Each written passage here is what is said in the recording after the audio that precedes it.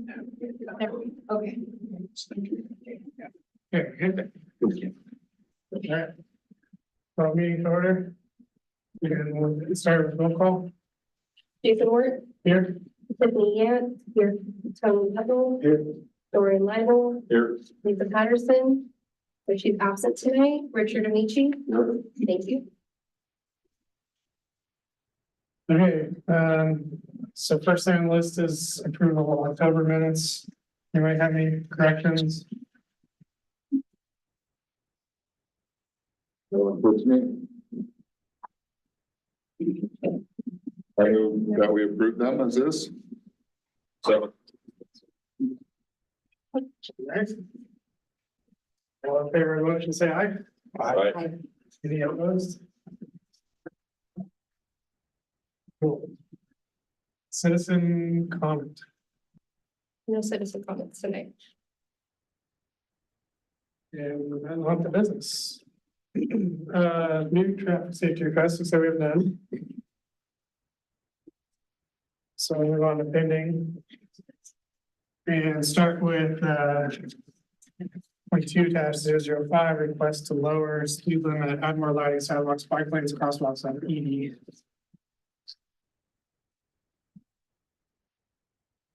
I think you could summarize it better. We're pretty much Since done. there's a missing sign, right? It doesn't have anything. Yeah, there's still a missing sign that didn't get put back for 35 on 80. I'm sure you guys noticed when you take a right off of Orchards here. There are no 35-mile-per-hour signs until you get past the elementary school, right before you get to Elward. So I don't know where it went, but it is an intersection of ODOT, right of way, city, or city jurisdiction, ODOT jurisdiction, and county jurisdiction. So I haven't heard back from the county on whether they could have removed it and it felt it was in the city's jurisdiction and we need to put the sign back, but I have no idea. But just if you notice there's no sign there, we're working on getting it. So our recommendation was just gonna leave that one on just for one more month. Let's see if Jason finds out if it's gonna be city or if that puts it up. Once that's up, then one's done. Do you have any questions, comments? All right, we'll move on to 22-006, request to lower the speed limit, install speed bumps on northbound, southbound Elward, or install stop sign with flashing lights. For that one, we were saying that one is done. So everything that was gonna be done on that one has been completed. That one got the 35 zones, signs are up. So we're good to go on that. I think the other pieces or prongs to that one, we had said, yeah, that those things wouldn't happen, so. I think unless there's additional questions or thoughts, I think that one may hit fruition. I do have a question about that. The section that was lowered, is that from the roundabout to Edie and not past Edie up to the That's intersection? That is kind of, okay, because that's one thing I noticed, that there's no signs once you pass Edie to let you know that the speed limit's back up or staying the same or whatnot, and it's a little confusing. I assume that just county road speeds apply, but I know seeing drivers come up behind me when I'm going the new speed limit and they're kind of frustrated I'm not picking up the pace. And as soon as we hit that intersection, the aggressiveness really starts up again. So if you have a chance to let the county know, it might be helpful to say, put something here to signal what the speed should be moving forward. You're right, Richard. There was a 45-mile-an-hour sign that was just past Edie there. It used to be there, so it's something on that shortcut or something. I'm sure it's not there. Your point's valid. If the speeds are changing, there should be a new sign there. There. You can see the sign, right? Yeah, northbound. Well, how would the police deal with that? Wouldn't it be 35 then until it's posted or 25? Maybe there's an end speed zone. sign. Yeah, that's the sign that should be there is end speed zone. It could not be there, or it could be covered in blackberries. By the looks of it. Yeah. To me, that's the end speed zone. Now you have to go 25. Because there's no speed limit sign. You have to obey the. Well, if it's a country Can you county go road, it fast should be as you want? 55. Yeah. Right? That should just be the. The country county roads like that, they go up to 55 is the base yet. When it says end speed zone. Okay, so it sounds like we can close this one. More motion for that? Question on that one, I can just keep the committee updated with an email right on that. I mean, it's not really an official item. I can just say, hey, I'll let the county know and they're gonna do Yeah, X, Y, it's Z. outside our city, so yeah, but we'll just do the courtesy notification. I'll make a motion to close 2022-006. Second motion. Okay, any discussions? All right, all in favor of the motion, say aye. Aye. Any opposed? So, to 22-10, parking concerns of St. Charles Way pathway, requesting the parking signs. The request is into the barricade service request. I don't know timeline. And updates on that, can I keep the committee informed with emails on that one, or do I need to get it through? We need to keep it open until, I think our decision always, right, chair, I'd like to call you, That's done. was to keep it open. One of the issues on that is we've been putting up I think everybody has been putting up words crosswalk closed, and the MUTCD changed years ago where it's a symbol. And so I don't know if we have the correct signs in stock for that, but we can just put up the old worded crosswalks closed. Everyone's still using the words crosswalk closed on their signs for those, but you're supposed to have just a person walking with a cross through it is the new standard for those barricades. That's what's gonna go up is the barricade on each side, and it will indicate the crosswalk's closed. Our city or public works director agreed that's a solution, so it's just not creating crosswalk. And then I think we can close that one. All right, we'll move on to 23-001 and 001.1 concerning the Sherwood High School parking lot. The paved road. This is the ongoing one we've talked about several times, but Yeah, so just as a reminder, as you know, we did get the signage that went up on the surrounding neighborhood streets there on Orchard Hill and on Fisk. That's as you believe from the last meeting. I think our last meeting we ended with, we still hadn't heard back from school district on things, but we did hear back from them. So the one thing was last meeting you were saying,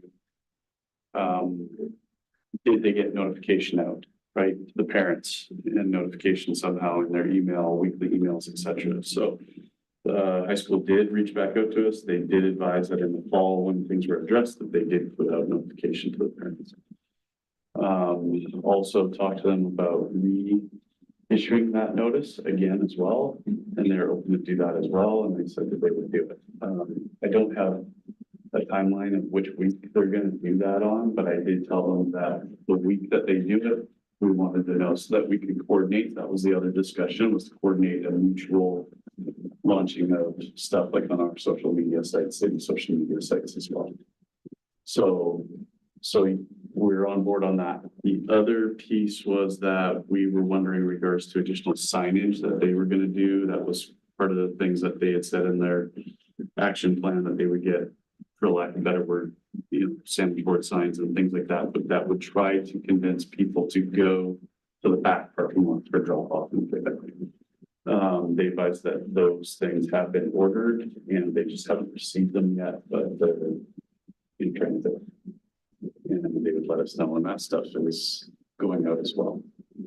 We also did, at the police department, we did some additional study work out there to just see if their initial communication out to the parents had an impact in regards to going to the back parking lots. We did not see any improvement. So we were still seeing, we did studies in December. And then our study of the traffic out on Elworth in the morning was still showing backups all the way through the roundabout, traffic circle at the bottom, all the way to 99. We were seeing school buses that were hung up in the traffic circle roundabout as well because of all the other cars as well. So they're not moving either.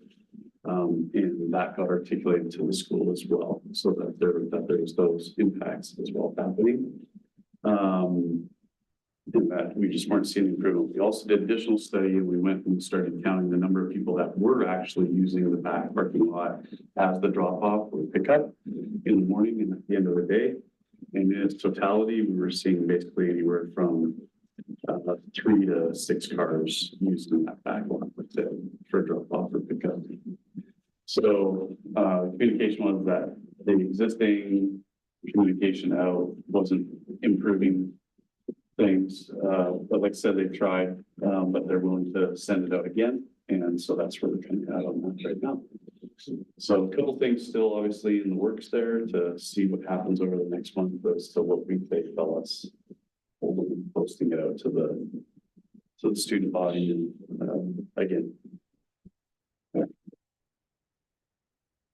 I have a question.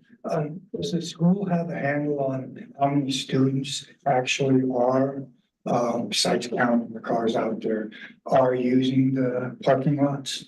Or how many students are driving their own vehicles? Yeah, they do have a registry of all the vehicles because they have to pay a fee to be able to park in there, so they know exactly the number that they have. Is it a goodly number? Back when we started this case, I think I gave those numbers. I don't remember off the top of my head what they are, Tony. I can say though that they have more parking spaces there than they have students that are using them. If that helps answer your question. So yeah, there is still plenty of parking back there for additional cars. Definitely in the hundreds. Yeah. So the problem is during, beginning of school, ending of school day. Not a parking issue. And again, I mentioned this last time, but I commute that way in the mornings. The inside left turn lane backs all the way up into the single straightforward lane, and that outside left turn lane is practically unused. And I'm always so baffled because the road is so wide and there's so much space between the two double yellows that I think that restriping it to make it dedicated straight up Elward lane would solve a lot of that congestion, because then all the commuters can just go right past it and let everyone deal with the left turn lane however they seem fit. Yeah, the county engineers are actually looking at that. They've gone out there and done some measurements and actively looking at that because they agree for sure. So I wanted John to call about that one. It's perfect. Yeah, I think we got a pretty easy fix for two options that I think will work for you. One is more through traffic, 2 lanes through, and one's more. It all comes down to that taper, how fast they can taper past the signal back together. 2 lanes go that way. And so I'll circle back to John and see how you're looking at that. Have them talk to Dr. Waterman because he's the one that might have to look at it. And that's a county road too, that section. I thought that was city. But Hay Road stuff is. Yeah, I think Elward is a city road, isn't it? County road, yeah. And part of that, the reason that it's striped like that has to do with that left turn into the Elks that they striped in. You know, because there's that access road on the edge. When you're heading south to turn into Elksir. So that would basically eliminate that, which is fine because then you just swing around the roundabout and come in, you know, from the south, which is the main entrance anyways. Paved too. Yeah, it's paved. I just don't know how the Elks would feel about it if you take away their left turn into. They can still have it, we just wouldn't, we just simplify the turn lane striping instead of serve, but it's somewhat of median and get rid of the curves and the decels. And really, it would just reduce that entrance for an hour in the morning. Yeah, just use it for extra cues to get into the high school, and then how often are RVs coming in there? Probably not during. No. And the good thing is that this high school proposed what is out there, and it just probably didn't get a thorough review. And so the county's probably on the same side with us. I bet we can come to a nice, easy solution and then hopefully funding and get it done quickly. You're right, Richard. We see two options for restriping them. So but, That seems like the easiest option from my but it's a perspective. little bit, yeah. There's just so much pavement. It'll be a bit, usually we have like a pavement maintenance project and we clean up and we'll fix some striping stuff, but we don't have the pavement maintenance going on here for a few Because this is years. so new, so it's Yeah, not on the but still, schedule. it's, I think it needs to be fixed and we'll see what we can do.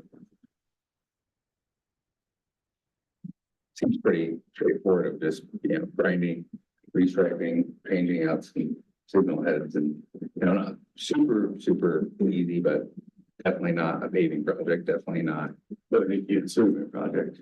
I think you'd said something, even a simple category was what, 60 to 120,000? Yeah, that's my guess here. If we had a contractor, if the county used their contractor, dude, it's like 50 probably to grind it out, change the signal. Yes, but the county does a lot of work themselves too, so I don't want to quote for them. I'll talk to John and Matt and see what we can do. I don't know what the signal have to be changed. You still have the dual laps and you still have the two green balls for the straight through. So you'd So we still have have to take one off. One left turn might go away, become a through. That's one option. And then keep the dual lefts. There's like two minor signals. oh, I see what you mean. It may just go down to one left turn, One left turn and then one have really two long throughs. left turn and 2 3s. So there is a safety issue with the left turns into the neighborhood there coming southbound.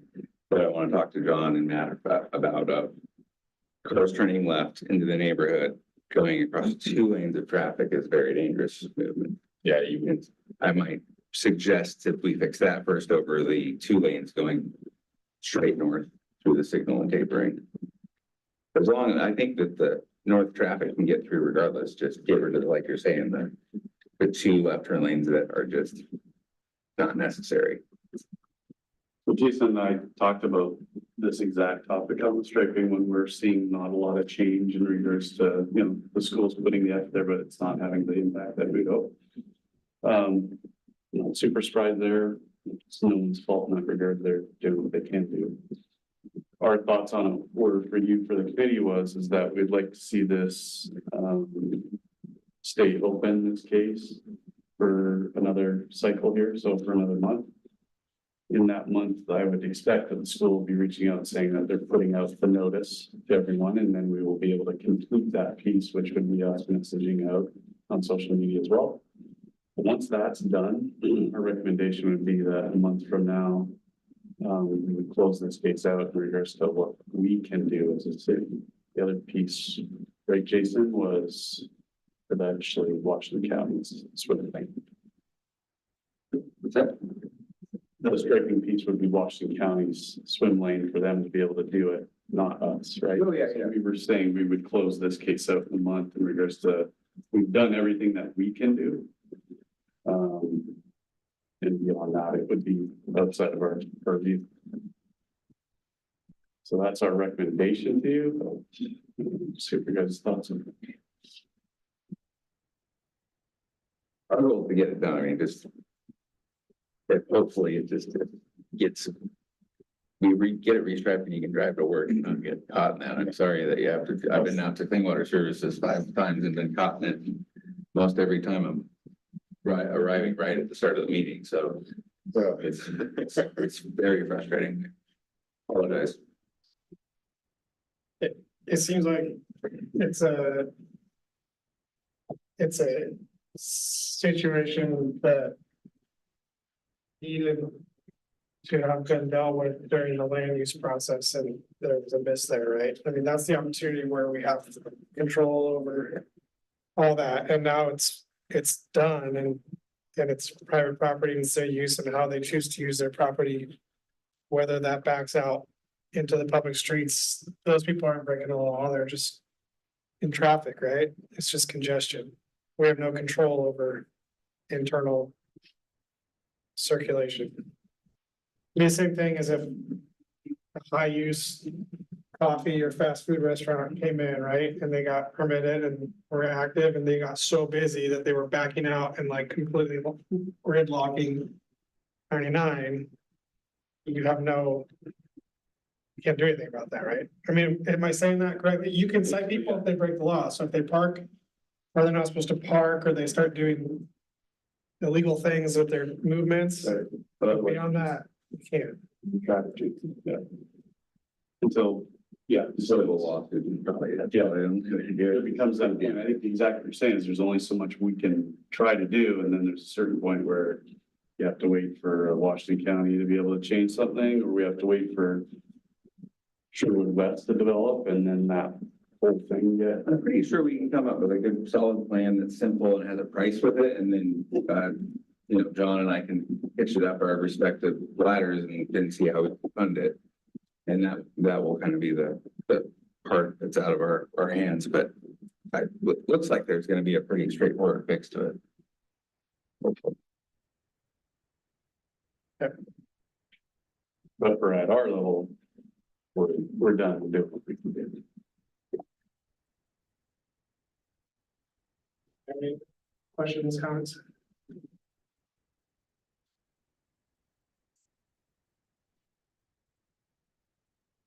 We're keeping it on for another month, then we'll let you know. Okay, move on to 23-005, requesting improvements to Villa Road. Road repavement, speed limit signs, painted lines, etc. I have not discussed this with the public works director, the possibility of putting 2 mile per hour sign up there. It wasn't on anybody's maintenance radar screen or anything like that, so. I think we should just keep this on here until I do that.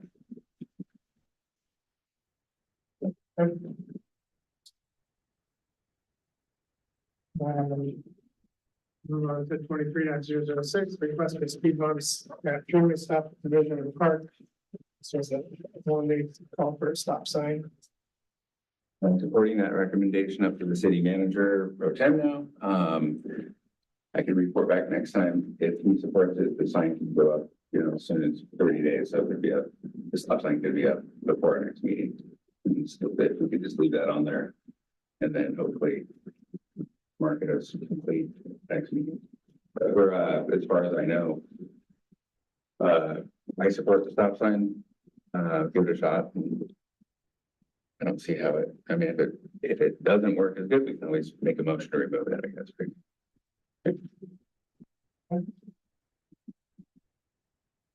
And the last one, 23-007, request no parking on one side of Smith Avenue. Good. I would like to leave this on here until the next item C is completed.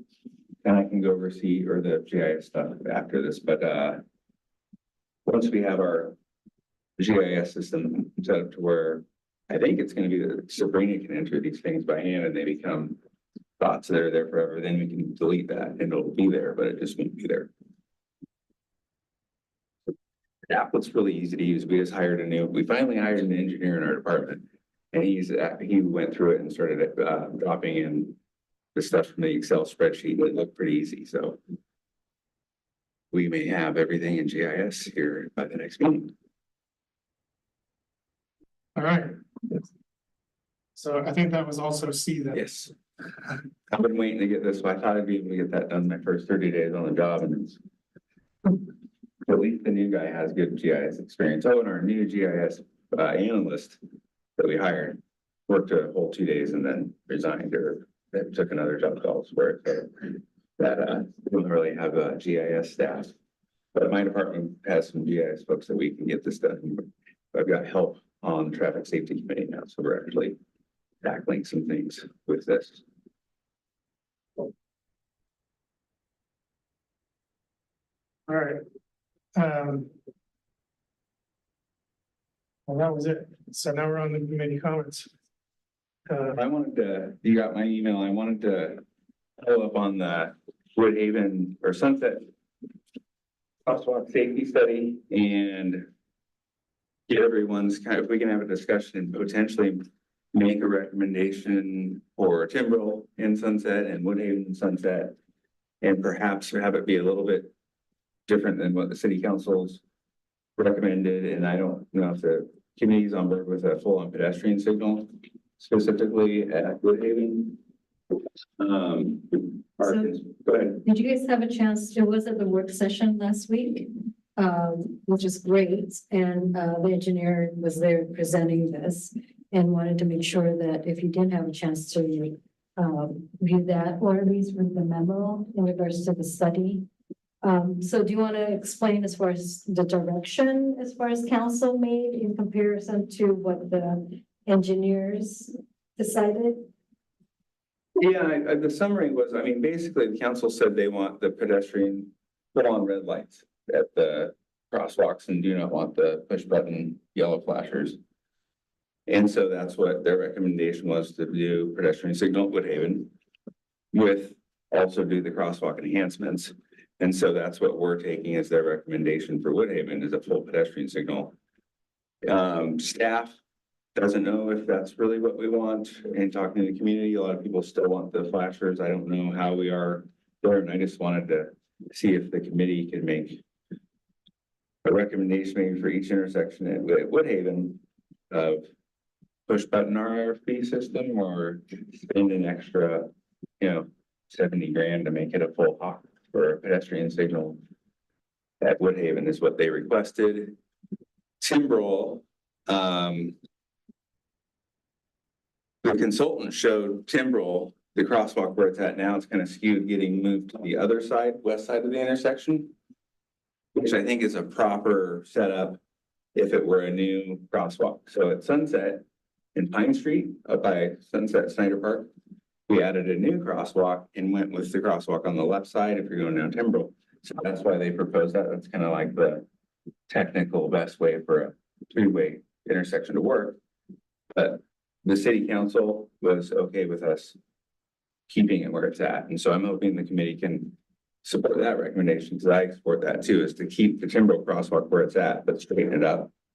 Move the fire hydrant and reconstruct the ADA ramp. So basically keep Timbrel where it's at, but bring it into compliance with current standards. And then if you want to endorse the push buttons at that location, that wouldn't be bad either. I mean, that's up to you, but I think that's what I'm trying to see, is what the traffic safety committee wants at both those locations, because the council's requested pedestrian signal at Woodhaven and keep Timbrel where it's at without the push buttons.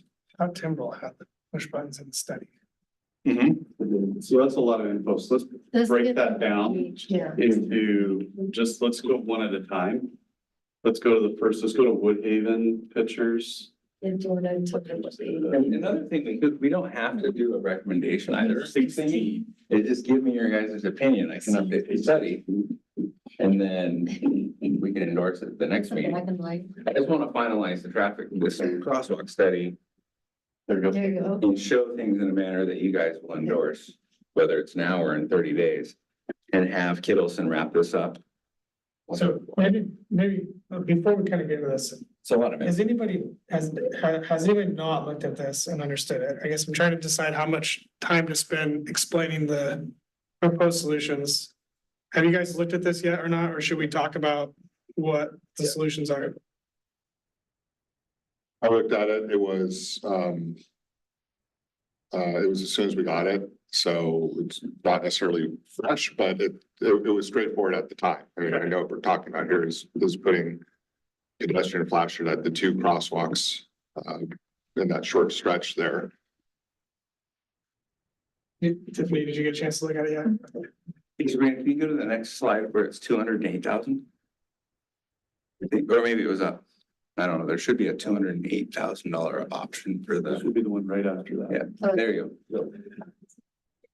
So I like this. This was kind of the one I was hoping we could endorse for Woodhaven. Just, it's a little bit cheaper. The taper is a little bit more straightforward from my perspective.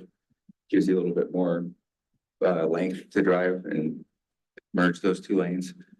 And then endorse push buttons here, or you could endorse a full pedestrian signal at this location, and that would be right here.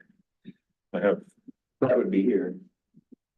So either endorse a push button RFP or stick with what the council's requested, and they want us to come back and show a hawk or a pedestrian signal system there. And I think what we'll do in the study is we'll show both, just so we can have a final study that is there for, for everybody to Jason, can you explain the difference between those two signals for everybody? The one's a solid red, light, so it functions as a traffic signal with a stop, that's a regulatory stop versus the flashes are just warning. And they're not regulatory, that you aren't required, you're required to yield to them. But our council is not fond of their effectiveness and Is there one, so the one that is at Target, across from Starbucks, that's a rapid flashing RFP. So you press the button and they're rectangular, so. Then the other one, I don't know if there is one in Sherwood, the one that I can think of is in Hall Boulevard in Beaverton, Yeah. in front of 99 Market, where you press it. Tiger Library, too, I think. That's There's one Yeah. right in front of Tiger High School. Yeah, we can get pictures of those, but they're just, Yeah, where it forces, it's a red light where traffic will stop and So, then, and funding is one of our concerns too with, I mean, we really would love to get Timberwolf done with our paving project that we have, but we may not have more than 60 grand to do that. And when we're doing 50,000 more for this and makes it harder. So I think that's one of the reasons we're kind of going, what's the community want? The push buttons, or is the council correct? The hard part for us is there's nothing in between. It's just nothing for the pedestrian signal, and there are no other options in between besides the RFB flashers and the push button system. So if I could share my thoughts, as a traffic signal electrician myself, I've been doing this a long time. The RFBs are pretty effective. There are two now in front of Tualatin High School. And I programmed both of those just recently. And I basically see 100% compliance at any time those are on in front of the school. People stop in front of them. Are those the flashing rails or? They're the rapid flash beacons. They're, yeah, So red flashing or? they're yellow flashers. They have it's long skinny rectangular ones with flashers on the ends as well. A lot of times if the road is wide enough, you'll have a mid-block one. They're in the middle of the road as well. And this one actually is that case too. This consultant went over, this is far enough to where they would put a potential. Like an island in the middle. Island, so if you were slow, you could just stop there and just push it again. So beyond that, then the other two, the Hawk signal, and then we have the pedestrian signal in front of the elementary school on Sherwood Boulevard. It's just green all the time unless somebody pushes the button, then it goes yellow and red, and the crossing comes up, and then it goes back to green. That is, if you're gonna do mast arms and spend that kind of money, that's the safest and best way to go. Because people always typically follow signals. The Hawk signals, I am not a fan of at all. Hawk signals are dark all the time unless somebody pushes the button. And they look essentially like a signal, except for their configuration is slightly different. And dark signals are extremely dangerous to me because you are supposed to stop for any normal signal that's dark. It becomes a four-way stop. And Hawk signals, you don't have to do that. So you have essentially an entire signal that's dark that you can drive through legally. And you are training drivers to do the wrong thing anytime you have a Hawk signal because they're dark all the time. And I see it. Every time I am at a dark signal, people just fly through it and they're supposed to stop. So I am never a fan of Hawk signals. In my mind, they should be illegal. But Hawk signals, those are the ones you see like in front of fire stations where they only light up like when the engine's pulling out. Like no, the two and the one underneath. well, yeah, so those, but those aren't usually in front of fire stations. They're usually like, the Hillsborough Fire Station has, like a peg crossing type signal, green all the time until the fire engine comes out, it goes red. So these are dark all the time. These are dark all the time, and yeah, there's a bottom yellow flasher that starts flashing, and then it goes solid yellow. And then the two reds come up on top, and then once it goes to the don't walk, the reds start wigwagging. And That one on Barber Boulevard? Going back. there's probably one on Barber, yeah. I've always pictured them like similar to the RFBs, but they try to be a signal and they just don't work. Well, it's all the cost and infrastructure of a traffic signal. So you have, signal bases that are 13 to 15 feet in the ground and whole signal poles, mast arms and signal heads and wiring and a whole, 332 stretch cabinet and Fouch stainless steel service. It's all the cost of a signal with, in my mind, none of the benefits. Fraction of the use. You might as well just put up regular signal heads and leave it green. And then when somebody pushes the button, it clears, goes red, and then comes back to green. Because then you have a working signal. If you have a dark signal, to me, that's dangerous, but that's just my opinion. I think our council was on board with that too. They wanted a full pedestrian signal system. They were clear on that. And they talked, yeah, I agree. We don't need to make motion on it. No, I just have opinions about If that. there's a signal County doesn't like. that turns red at that crosswalk, would that back anything up into 99? Is there that much traffic turning at one time? The consultant hasn't looked at that part. That's a good point. I mean, There's city Yeah, didn't have probably- anything at this intersection. Yeah. Signals, right? no, Because Council wants it. they want that, and I'm hoping we could recommend a push button would be the recommendation I would do for both of them. And the council is wanting pedestrian signal, so I would support that too if they want it, but my thought is RFB at each location. And stick with this layout here and keep Timberville where it's at. The fee is probably a tenth the cost of putting it. So this has come up before, You guys Is make there- recommendations. was there, do you guys have any insight as to there's several counselors that made comments during that meeting about their dislike or their distrust in RFPs? Where is that coming from? Because there's nothing that supports that in any like actual studies. They said it's a false sense of security, and there are some pretty convincing videos of this online where a new RFB system is opened up at a enhanced crosswalk, and everybody that goes to the like ribbon cutting, the counselors are all on their phone and they walk across, all of them without ever looking at the traffic. And so that's the concern, is that it's this false sense of security of, I'm safe, it's a signal. I don't know if that's entirely true, if there's data for that, and I think even our consultants are, where is that coming from, and maybe that's what we need to do I is. feel like there needs to be some, discuss. I mean, I don't know how this comes across, but like, I feel like they need to be informed of their effectiveness with the data. There was a lot of talk about where's the study, what's the data source that's saying that this is safe, and I feel like there's a ton of it. I mean, your consultant actually mentioned. Yeah, yeah, they did a good job. They did a good job. And I'm a big fan of RFPs. I think that they've been proven to be effective. I think that I'm with you on the Hawk. I think we don't have that many Hawks here. People don't know it. So you brought up points I never thought of. But beyond that, like people don't see them. So you're gonna have this whole period of time where people are like, what the heck is this thing? And what does it mean? What do I do? And so I don't like those. I think a signal that's green all the time, except for when someone pushes a button, you're gonna have a similar situation that people are getting used to a green light. And they're not watching for a red. So I'm used to seeing. I just think those that in our- schools, like right I at. think RFPs are a great solution. It's cost effective. It just seems like this dislike for them or distrust for them, maybe I need to be, maybe they can help me understand where that's coming from, so I can learn that, because I'd like to know where that's coming from, or maybe they could, be shown some studies that help them understand, but I'm a big fan of them. I think that they're effective, and I think that they would be a good application of both of these. I would recommend that they talk to the city council at City of Tualatin, just down the street, because they are big proponents of rock watch beacons, and they probably have 15 at least in the city now.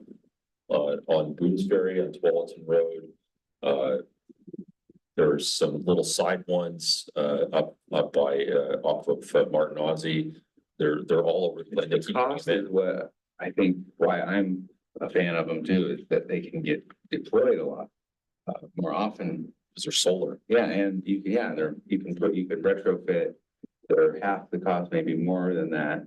And if our crews got used to, they've installed a few themselves, and it's like under 50 grand if we do it with our crews. But I agree with you. I think maybe we need to make a recommendation here. They want the signal and maybe we end up doing that. I don't know, but maybe have a little bit more, get to the bottom of what's wrong, what's wrong with flashers. And if there are no other options, then what are they asking for? Is it expensive signals or nothing at all? I could use a little bit more, clarity on the topic because there aren't any other treatments for us to do. Yet all our kids are crossing these crosswalks and we're gonna wait for a signal or have nothing, and that doesn't. You're right, basically what you're saying is, talk to the 12th city council and somehow they got on board with it, so how did they get on board with it? And the consultant's willing to ask if they can come in and explain it a little bit more. Nick Gross did it. If you watch the video, it's like, it made sense what he was saying about the flashers being a cost-effective, proven data's out there to support it, and so. There's flashers on Sunset when you're coming down from Snyder, and I've seen those activate a handful of times where it's obvious, you stop, let the person cross and you keep going. There's nothing about that, in my mind, that's a negative. And I put my kids across that Tremble intersection countless times, and you pause, you wait, you start walking, you're checking again. I mean, it needs a minimum, your stroller, flashing lights. The other thing you guys think about too, at least from the police perspective, is one, Jason, Chair, what you said, which is we'd have concerns with the police department if you put in a full light at the Woodhaven one. Yeah, we believe that will cause a backup all the way to 99, which then causes for us even exponentially more dangerous crash scene at that intersection. So I bet you it would have it, just to follow up on that too, because the reason that the dual left are here is to get people cleared out. And we're shortening that distance back here. And then putting a signal there, I could see that. So there's by default backing up. So that causes us concern if it was something other than the flashing at that location. I think the other data point that's interesting in this report for you guys to think about when you're making your recommendations to Jason here is that when they did that study, it said that the Sunset Woodhaven location, when they studied it, had, if I'm reading it correctly, it was that it had 29 pedestrians crossing at that location on that day. But when you look at the farther down the line, when we go to the Sunset and Timberell, you have 154 people crossing in a day. They're apples and oranges in regards to these two cross locations in regards to the number of risk factors that are happening in a given day. So I would ask that, at least from the police department's perspective, we'd ask that you look at that when you provide a recommendation, because we see Timberell as a substantially higher risk to pedestrians than to Woodhaven. I'm not saying the Woodhaven cross is not a risk, but when we're having to make decisions, in our view, Timberell is substantially more risky. And also due to the study's indications that the bend in the road there, sorry, I don't have the picture up of it, but that bend in the road causes more visual problems as well. So we have a lot more concern than the police. There's an island in trees, so if you're crossing south, you have to stop and look right to see if anyone's coming from the 99 direction. I will say if there's going to be that many actuations typically, at Timberell, you can still put the rapid flash beacons and you could still have essentially a solar type system, but it would be much more beneficial to tap power off of the street lighting and 120 volts to them so that they are reliable. Because when you have lots and lots of actuations, the solar will die. And I can tell you, for maintaining them, they become very well loved by the public, and you get complaints as soon as they stop working. The city Tualatin gets complaints regularly. County gets complaints regularly. Anything stops working, I'm like, that day I'm there trying to fix it because people love them and they get upset when they stop, when they're not flashing. So reliability would be a big concern if there's that many crossings. People pushing their Trees could block the trees will kill the solar. Yeah. Heavy trees started. So at Sherwood High School, we have the school beacons there. And those are set up for solar, but they are hardwired. And the way it's done is the hardwire comes in and goes through a little transformer and that kicks out 12 volts. So you're powered, but you're still just running a 12-volt system. So it's relatively simple to set up like that, where you just run power to it, it kicks out 12 volts and it runs all the time.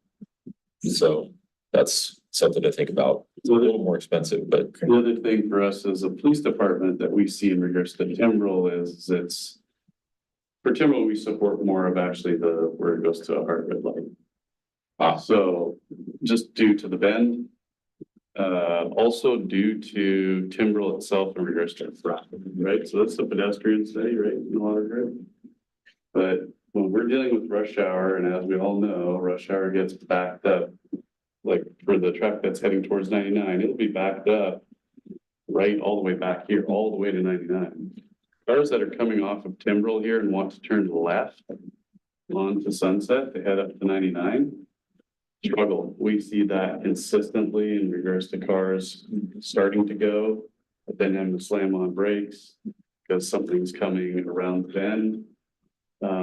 We're seeing cars that make it halfway, like they're here on Timbrel, they've stopped at the stop sign, they start to make this left turn, and they're having to slam on their brakes halfway because they didn't see a car that was coming Sunset. Ready to speak to this one. Counselor Scott had some great points on this one. That this setup's really not gonna work until we ever fill this portion of sidewalk in. It just causes too many crosswalks. So we basically aren't gonna be looking at this. This would come in with, one of the other projects showed a lane widening here, so you could actually make that left turn and get out and take a right turn when it's backed up. But we would push anything like this, major configuration changes till there was a lane addition, or we even show a roundabout in here. But roundabouts and pedestrians aren't the best, so I'm like back to I live right here and I'd almost rather have a traffic signal than a massive roundabout there. you have to get warrants for that, right? You have to meet warrants for long-term signal. Sorry, when I bring up this diagram, I'm not referencing necessarily this crosswalk pattern. I just wanted to be able to see the street here and show you what we as police departments. That's the ideal setup for a T, the intersection where the main street is here and a minor street here is here. And that's exactly like Pine and Sunset. Is how we came up with that solution there. And this has been around since I think our last TSP update. And it's a roundabout, I think part of the problem, a little bit of the problem too, you have a lot of vegetation in that area there too. Yes. I ride my bike and, yeah, you have to look far in advance. Also feel that this intersection in regards to what you said, Jared, I'd laugh at it time you said it. The concept of the traffic coming off of 99 on the Sunset, when you have a hard red at the crosswalk at Woodhaven, there's not much distance there for cars. Whereas if you had a hard red here, we have tons of space to be able to stack cars up. So just, from our police perspective, yeah, we agree with what you guys are saying in regards to the flashing yellows back up at Woodhaven, but at this spot, just due to the number of crossings here and the traffic, bar issues, repetitive danger situations, we'd A say. little bit more information too. We are funded to do paving maintenance, just pavement from this spot here up to here on Timbrel. And I did meet with the public works director and our engineer doing that, and they are on board with fixing those 280 ramps. So that's funded. And this portion doing anything here, we don't have funds for that, but I still don't want to, write it off that we can't just get it squared up and the basic MUTCD enhancements without the push button flashers still would be much better than what's there now. And then we could add flashers later, but just give this a lot of thought until we do the paving projects. I don't want to pass up an opportunity to get, the actual crosswalk fixed, and then you could add the flashers on later and put the conduit in. You talk to Kittleson about that, to the basic crosswalk enhancements, no flashers, but put the conduit in the ground, because that's still better than what's there now. So can we go back to Woodhaven? Let's just knock that one off the list. So we go to several. So the other thing that we really haven't talked about was getting rid of the right turn lane. Tapering to a single lane before the intersection, which takes the point that they made in the study was that you're eliminating that. The merging, what's that word, like for the merging of the vehicles at the same time of the crossing where people aren't watching. And so that's what that does. So I think it'd be good if we could just make a recommendation on what we think, and then, so there's two pieces, there's the two different options was one like this without a right turn lane and one with a right turn lane. And then it sounds like there's really no other options for us to consider other than the fact that council wants a signal or something, so we. Well, I'm gonna look into the cues though, because that could make the signal not an option at all, as if we gotta circle back with ODOT because we're reducing the amount of It could, storage but there. I would be comfortable making a Yeah. recommendation regardless of that. I don't. Oh, sure. It would have to be, you'd have to run fiber between the two signals and run them in coordination so that the signal would hold. So it'd be just like Target if we threw a signal in there. Yeah. The county would make us, well, they basically, it'd be their signal and we'd have to pay for it, no, no, but they'd operate it, so it connected to their system. So I like this concept personally. I think it's a good one. I agree with the traffic engineer's recommendation to not have an enhanced crossing and just do the basic. I did have one suggestion, Jason, to consider is that they have ADA ramp replacement at the corners. And since you're reducing down to one lane, that you might be able to put in a small curb extension on the southwest corner. That would narrow the crossing. And may improve the safety a little bit too. Workshop or just get rid of the right turn lane altogether? Oh no, go back to the one without the right turn lane. I don't know where it is. 208, I like the $208,000. Sorry, I don't know where it's at. That's right. Yeah, you're going Oh, yeah. the wrong way.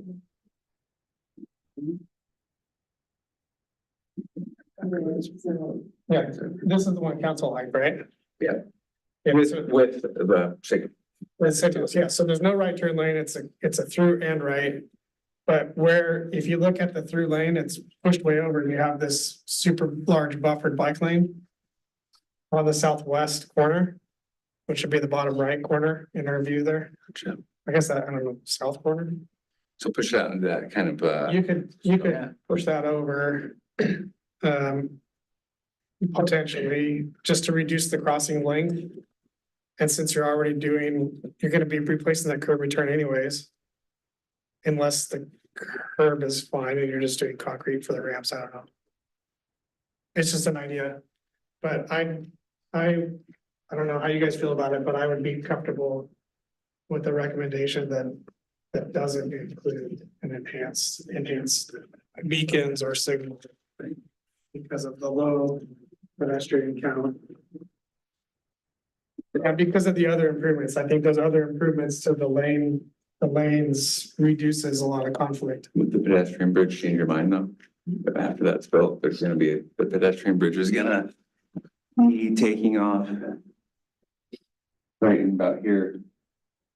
And then over here, so there's gonna be a lot more use on this stretch. And that's the other factor here is we got a pedestrian bridge coming in and definitely want to do something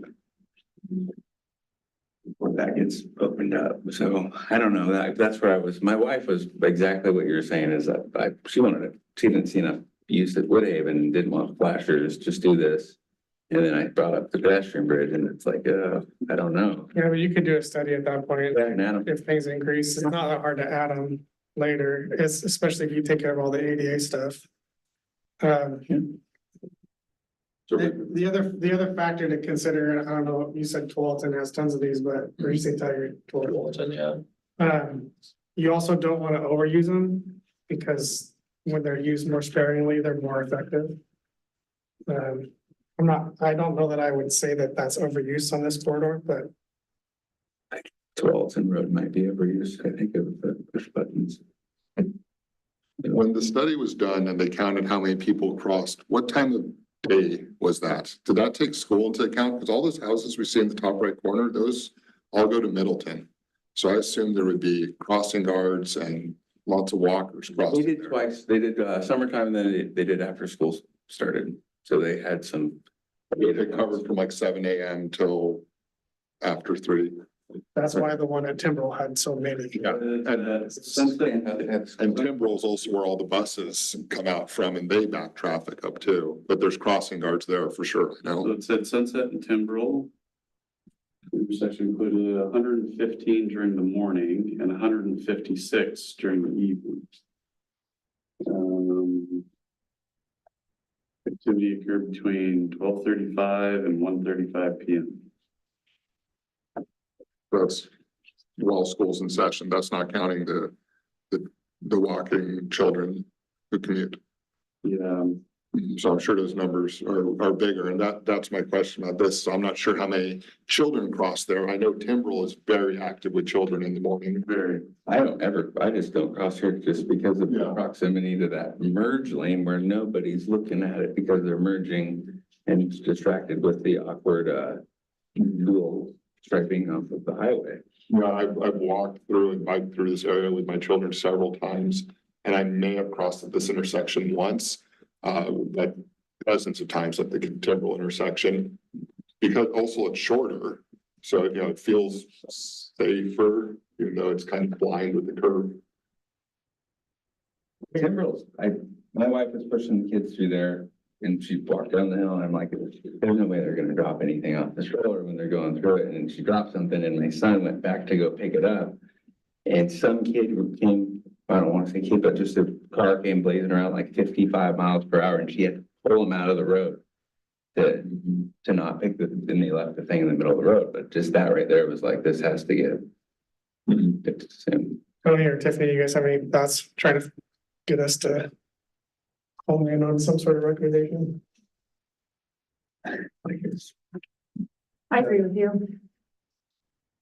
I like the no right turn. would you motion to like add the conduit potentially to be able to add some sort of enhancement after the pedestrian bridge? I like a flashing signal here. I feel that that's an easy, cheaper alternative to give a minimum level of comfort, especially if it's activated on demand, a push button type flasher. Shortening the right turn lane. Again, I'm worried about that impacting 99 traffic. I see a lot of people turn here, 90% stay in that left lane. And out of the ones that get in the right lane, 3/4 of them quickly merge over, but then there's always a couple who turn right and they're going to disgruntle that whole neighborhood on the south side there if you take away their ability to turn right. The right turn's still there. It's Still just there. not a It's after the merge. it's not a dedicated. It's not lane. dedicated, so it's gonna merge into one lane and then you treat it as a 4-way intersection, do whatever. Okay, yeah. Which there really isn't a lot of traffic, right there, That's so. probably why they've recommended that, because you're worried you're gonna get rear-ended, but if there's only one person turning right every hour, it's like, eh. There's a full turn. Once the flashing beacons go, there's no stop sign there, right? You're still rolling, so they don't have to worry about getting rear-ended much. So True, it's and they taking can long. clear out, stop the crosswalk. Honestly, I feel guilty when I turn in the outer lane and try and merge in. I think that everyone who's waiting thinks that I'm trying to sneak ahead of them. It's just like, ooh. I've done that where I feel bad, so then I take a right. I've done it, and then I drive the long way around. And that's why I call Richard over, not you, Jeff. Okay, someone will try and articulate that into something. Well, recommending because it's selling, right? Pretty much. Oh, yeah, there you go. With the addition of considering a curb extension at the south spur. To help Sabrina out here, do you need motions on this stuff, or is this just stuff you wanted to? I just wanted to get your guys' take on it. I mean, this helps. I mean, Only it really does. if you think it's useful, because the council seems very strongly against RFBs and there seems to be Well, I think we fairly should clear that up. unanimous support for them here. If there's something to that, I would say, yeah. Okay, well, you guys gotta give something for Sabrina. I was asked to see if we could get a recommendation from you guys to what you wanted to do, so. You want me to just do it? I think it's, yeah, Yeah, I mean, you know specifically, I am completely for the RFBs. You know, with a mid-block one, and so you'd have 3 sets of RFBs. But the rest of it, like the way you're describing it, a little more knowledge about roadway design than I do, so. So, but the motion would be that we recommend Exhibit B option at Woodhaven.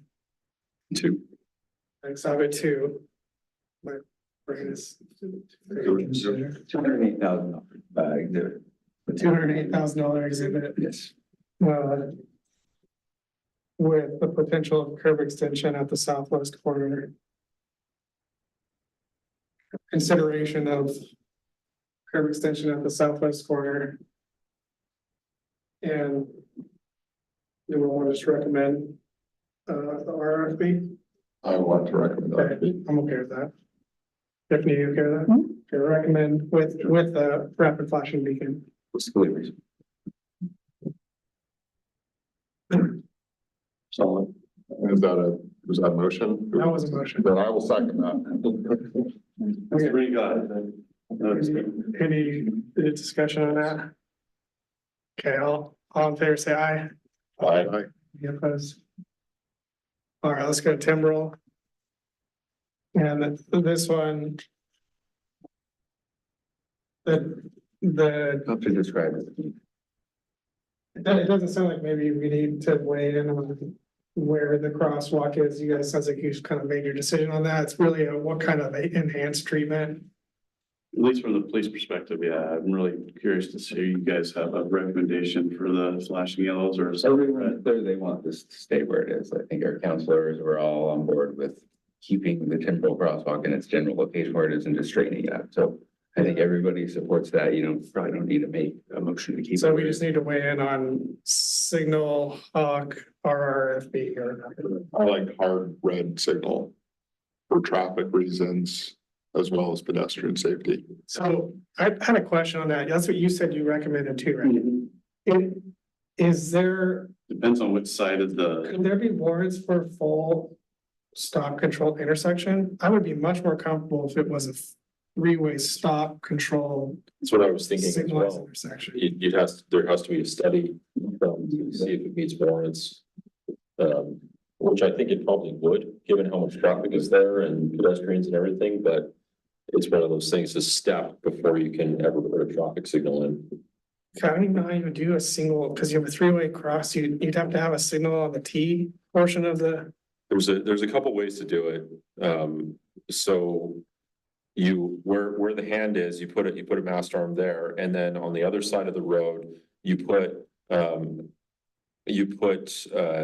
a signal there, a mast arm facing west, and then west, you put a third one facing south, and those are your 3 mast arms. So you already have 3 mast arms, you might as well just make it a three-way I intersection. will say that, my thought was if we did do a signal here, we need to That's couple it with a turn lane. Oh, yeah. We need to widen Timbrel and get a turn lane in there, because then you get a benefit, you get a full signal benefit to where you can clear out turn lanes and stuff and actually have some capacity added to it versus, so if we did do a signal, I'd want to couple it with a added lane on Timbrel. That would get a turn lane out allow there, to yeah. communicate, right? Then the signal would be like, it would function very well for traffic and for pedestrians. The stop sign more. An interesting concept, but very frustrating for people on Sunset that are stopped. I don't know if I was thinking signal. No, I didn't think. I didn't Like consider there's, stop sign. there probably shouldn't be, I don't know if they're Pinehurst and Sunset's the one I wonder if like, how does that hit always stop sign warrants too? Because that's another, that was not part of the study because we knew that one was actually more complicated than all these, so. But So is the signal warranted at this It needs to be studied. We haven't studied it. They've just recommended push button RFB, or we could just assume that a pedestrian signal would go in there, but. Oh, it's a tough one. I mean, my sort of recommendation is that you straighten out the existing crosswalk, you put an RFB up for the time being until it can be studied and decided whether or not there's, you know, it can be widened and signalized.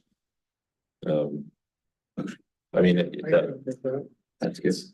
then you're enhancing We can it, do but that. it just goes in With that. stages. I feel like I don't know, a traffic signal solely for the crossing. I don't know that I've seen that at an intersection. You have to do all 3 lanes. Yeah, well, I think what they're talking, the traffic signal they're talking about is a pedestrian crossing signal, but that's not a hawk that, like, with the green lights that then go red, like in front of, on Sherwood Boulevard. But it's typically not done at a T where there's another street coming Yeah, in. they haven't even looked at the signal, this location. We kind of assumed we were talking, it would just be in our RFB system. And then the signal, I mean, we're gonna be analyzing this with the TSP update and looking at that big roundabout versus a traffic signal and extra turn lanes. And maybe that would be the motion, is exactly what you said. And assuming that there's gonna be some capacity project here in 10 years or something like that. Yes, that's a pedestrian crossing signal. So that it's just a running signal with its own controller, and when somebody pushes the button, it goes red and then comes back green. But again, it's not typically done at a T intersection because it doesn't control the movement out. I mean, that would get us stuck the way it is now. On Yeah. Timbrel, if that went red, even you don't have a left turn lane, we'd all just be sitting there waiting in gridlock. Even a hawk signal would be a problem there, I think, with the T. I think I'm with you on, I think RFB. And if signalized, it's a full intersection Signal. signalization. Yeah, three arms and you're controlling the T. We have lots of those signals. So, yeah, Throw in a signal with that perhaps, or wait for the roundabout to pencil out. About triple the cost of this. Yeah. Right on the signal then roundabout. Traffic says, gotten some traffic is always backed up, trying to get to 99 in the evening commute time. And in the morning, all the Middleton school buses come down Timbrel there, and Timbrel backs all the way up. Having a full signal, three-way signal there would be very beneficial to that entire area, plus obviously the safety benefit for pedestrians. That would be my recommendation. You guys okay with recommending? That is a long-term recommendation. I mean, I like that. Gives us some guidance for the TSP update. I mean. And also the added lane on Timbrel as well. That would be great. Perfect. I like that. It works. If you don't have to wait 20 years for the roundabout to one, depends a lot capacity wise, and save up the monies that would be. Why do you keep pushing the roundabout? I'm not, I'm trying to push it out. I don't want the roundabout. I'm not, I don't want another situation with the high school where Yeah. kids are getting out and they're just wandering across the street, and really it's almost more dangerous, I would think. Roundabouts are not very pedestrian friendly, so I think we need to, what we should do, Jason, is just also follow up on the flashing, the education on what options we have besides a signal and nothing. And it's only the RFB system. You can get to the bottom of that and a little bit more education, I guess, on. Okay, so is our recommendation is that our recommendation is to the RFB short term and support full signalization with a turn lane on Timbrel, like further down the road. Is that? Yeah. Was that a motion? Yeah. Turn that into one. Yeah, straighten out the crossing, put in a powered RFB here because of the amount of crossings, not just a solar, a powered RFB crossing. Yeah, so I mean, I'm making a motion to straighten out the existing crosswalk, add a powered RFB, and then ask the city to do a long-term, study on warrants for a fully signalized intersection at Sunset Boulevard and Timbrel. I second that. Discussion. Let's see if Sabrina got that information. That was a lot. Sorry. That was good. That was a lot. Very important that it's, Okay. it'd be very important that it's AC powered though, not just solar. There's too many people pushing the button there. It would be dead all the time. A lot of trees too. Too many trees. That's Not right. enough sun, too many pushing, too many, button pushes. Okay, any discussion? All in favor, say aye. All right. Any opposed? Great discussion. Yeah, totally. We don't need to talk about another crossing, do we? No, Heather Wood Lane, no, that's pretty obvious, need something, but there's actually, that's a low point, so I'm trying to. Hopefully we can capture that one when we fix the drainage problem there, the water that backs up the facilities. There's a confluence of all our utilities there, so we'd probably be able to couple that with a utility project down the road. All right, well, this is, we're on committee comments. Still, I guess. I was just gonna make mention, because your dislike for roundabouts was very strong there. The roundabout by the high school, and then you mentioned the high school roundabout and problems with it, the new ADA code for public right of ways requires enhanced crosswalks at 2-lane roundabouts, which that is one, and it doesn't have them.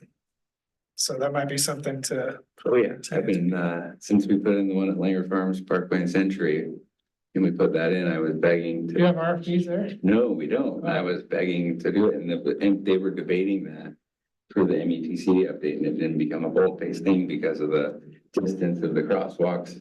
They had to fight to get another storage lane of a car, so that was why that took so long. Oh, Now the crosswalks are pushed out further from the roundabout than they are one at Langer Farms Parkway. So that one, we'd have to actually take every crosswalk, push them out 40 feet, and then put the flashers on it.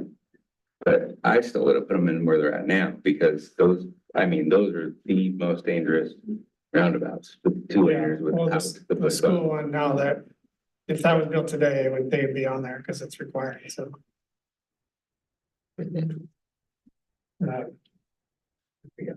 Yeah.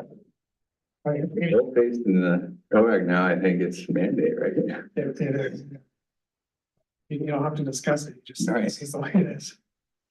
Somebody still has to fund it though, so good luck with that. They can throw it down the hammer. And same as John. Yeah. The pedestrian bridge is gonna land on the other side of the roundabout, right? So presumably people won't be crossing at the roundabout No, near. after the bridge goes. Yeah, but it still doesn't change the fact that it's now a requirement for, Well, and it's next to a school and it's so high use and, yeah, I mean, I see what you're saying there. That's way higher priority than Langer Farms Parkway. Roundabout. It's their tenders, there's a service right there. Already, for all the lighting. so. one other thing I want to mention in my chance to say something. I think that there's, we went through this little phase where there was like lighting complaints for a while, or we did some lighting improvements. I think that there's several places in town where lighting is pretty substandard.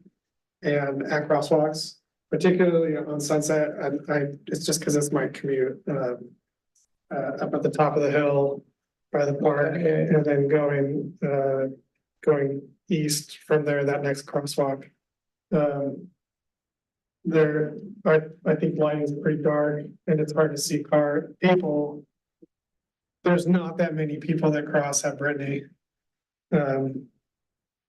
Fortunately, but I always drive by thinking like, someday someone's gonna surprise me. Which one's Brittany? How far east? It's the next intersection east of all the top of the hill, all the growth. Oh, that doesn't have the continental. crosswalk? Yeah, I Okay. thought crosswalk stripes in there and stuff too, but I've seen so many people just stop right in the middle of the road, driving up, man. yeah, when you guys do a paving project there, maybe that could. I'm changing, then our design standards, I've always wanted to change this since I became an engineer, is that through streets, get the continental. And if it's stop control, get the bar, I just don't get why people don't do it everywhere. It's interchange and they don't even care. It's- Does anybody else have any comments? Yeah, I have a comment. So when we visit the Sherwood High School, traffic, I call problem, and we asked the high school to provide, how many students are walking, how many students are riding the bus, and how many students, are being dropped off by their parents on a regular basis. Something we're gonna ask. When you're asking, they might not track Yeah. walkers and drop offs. I gotta be honest, I don't know High if I'm school. really gonna, Well, they could do a survey, ask the students even, yeah. how did you get? What are we trying to achieve with that, though, I guess, that data? Maybe I'm missing it. What are we trying to achieve with that? We're trying to achieve, the problem there at the high school. Traffic as far as, backing up into streets, waiting. Like if it was 100%, everyone's driving their kids. We would have some data that says, okay, now we know why, but please figure out how to get more people to walk or something. I think it'd be helpful to know, okay, this is a problem or that is a problem. Yeah. Is it So- parents dropping off kids? So, as someone that has worked with Safe Routes to School, the only time that we have data in regards to, like, especially for, elementary school, during, we like data so we know exactly how the kids are getting transported. And usually we take a whole week and we ask the teacher to, ask the students who drove in with their parents in their car, raise your hand. Who drove in or who wrote, who walked in, who walked from their house to the school, or who rode their bike to the school. And who actually rode the bus. They, and the kids, we get a tally of a week's worth, from all the classes within that elementary school. And then we do the same tally at the very end of the school year in hopes that Safe Routes to School program change their mode of transportation as we provided additional education. The only issue in regards to the data from the high school is that they probably may have data in regards to who they transport and probably data because of who got permits to park. Yeah, so I was thinking we'd have those two. But in regards to walking or getting dropped off, we wouldn't have any, they wouldn't have that data. We don't have the bandwidth to be able to do that analysis. A simple survey of students. I mean, we know how many are coming in by bus. How many students have been issued, tickets to the park. Yeah, they can get those two things potentially from, yeah. Yeah, but we don't know like carpooling and no. Yeah. At the end of the day, yeah, we can get those two data points. At the end of the day, it's the I don't striping. think it's useful. It's the striping that's on Elworth, that's the problem. And it's the fact that we can't use Kruger to get kids into the back lots and Not until Sherwood West. comes until in. Sherwood West comes in. So, well, even if we did get that data, it's not going to change the striping problem. It's not going to change Kruger. Those, Well, you can change behavior, can't you? We're They trying. try. They have They're fixed trying, those parking. and they're trying to educate through, yeah, but you haven't seen any success. in yeah, we've done that education piece and we're seeing 6 people out of all those cars that are using it. So, And the pedestrians bridge might change some drop offs to walkers possibly. High schoolers love their independence. I know my brother and I were a year apart and he would drive me to school till I got my license. Then we would drive 2 cars to the same house to the same school. Because we could, we were independent teens. yeah. That's part of the data that you can use. Yeah, that's tracked with parking permit in that scenario. Yeah, I guess maybe to help shed some light onto it too, is that, part of what the school has also said, Tony, is that while I've been having these discussions with them, at the same time, they said, hey, we've done this messaging. We did that. We'll do it again if that's what you'd like. But their response to that is also has said, just so you know, we're not having tardy issues, late issues based on traffic. So it's one way of saying, So they're dropped off at school, the student has made it into class, everything is copacetic. Now you deal with the issue of traffic, which is, It's your problem. I think we can get cars to drive by there. yeah, so it's kind of saying, hey, Roundabout signalized, I no think. matter what the number of council cars that come here, the number of kids that are on the buses, the school is functioning the way it needs to function, and the traffic problem that's out on a county road is for you guys to figure out a different way. And, but we, the school, are trying to do certain things to help out, but anything else really isn't a us problem. So Dory, you need to change that traffic signal, so they're all late. And then, yeah, then, the problem. They can give that left turn like 5 seconds. Yeah, maybe we just may get rid of the whole thing on the left. One left. You know, just so everyone knows. Yeah. Just kidding. I know I'm the late, but it is, I think, important to know the numbers. Yeah, I can get those two numbers, but the police department doesn't have the bandwidth to go beyond that in regards to additional study time on that. We're not gonna have that. Well, it shouldn't be your problem, it should be the school's problem, but, And that's not gonna occur. But it sounds like we got an eye on the roundabout with, it needs push button, it needs to go ProAg, and then we should be able to talk to John and maybe get this cut Yeah. through traffic Yeah, we're fixed gonna try and Timberland. Fix here, Like, Yeah. there you go. It'd be nice That's a good start. if the school could incentivize people, like, if you carpool, we'll let you up Kruger, or something like that, you know, we'll give you the exclusive access.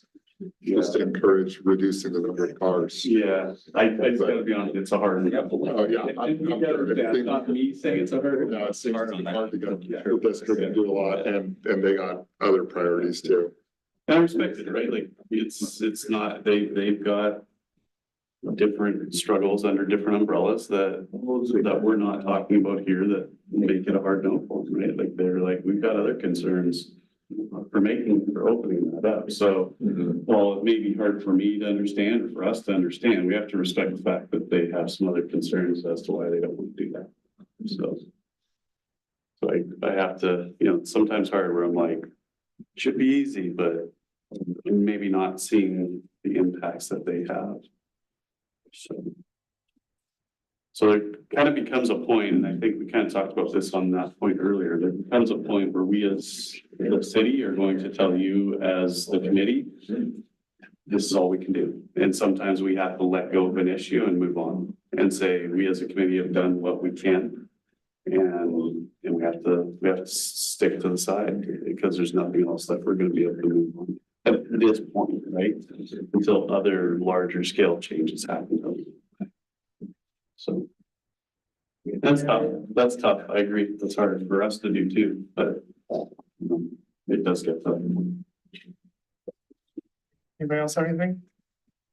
I just have a quick announcement. So we, as far as the city, is gonna be meeting up with Sherwood School District in regards to looking at capital improvement plan that we have and to see if we can correlate what their vision is in regards to improving things around their schools. So we're gonna have that discussion next week.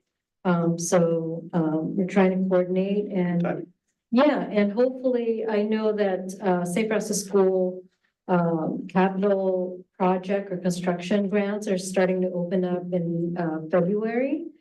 So maybe this will lead to that discussion as far as, you know, picking a project and hopefully moving forward. As far as Safe Routes to School umbrella.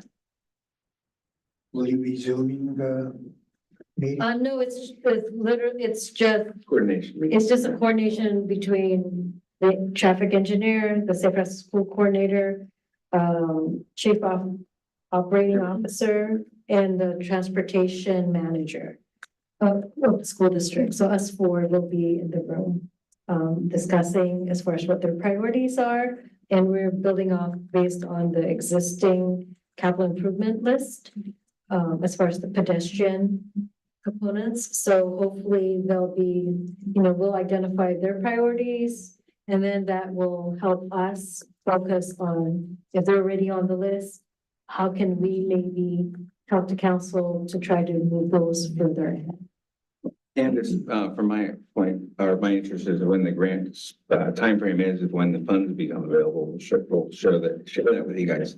Hopefully at the next meeting, because then that can give us a kind of a lookout to if we could go after funds for adding the RFB systems after the paving project, or maybe we go full meal deal and just go both crosswalks. And, but of course, the school district needs to be on board with our plans, and they may have a sidewalk until they want done, but Right, and if, as many of you probably know, in regards to grants, there's typically a local match.